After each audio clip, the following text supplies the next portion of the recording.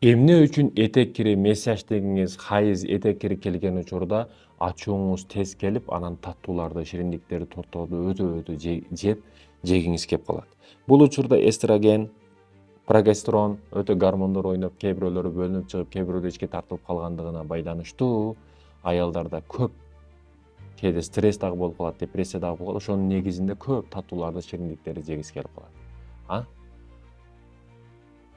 Ошол чувстводан чыгыш максатында күйөөсү менен да урушкусу келе берет, күйөөсүн чымчыгысы келет, тиштегиси келет, ургусу келет, ошол учур болуп калат да.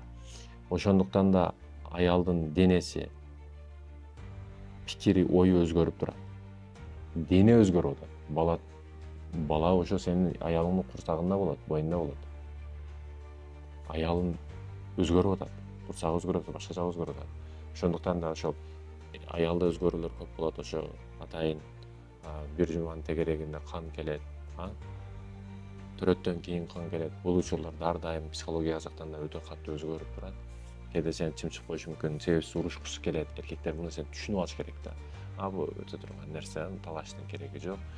Билип турам, бул организмден талап кылып аткан нерсеси деп билип түшүнүп коюйт. Болду, ажылдап урушуп, мындай дең, андай дең деп кетиштин кереги жок. Бирдей пикке чыгып, бирдей урушуп, жардан чогуу секиргендин кереги жок деген.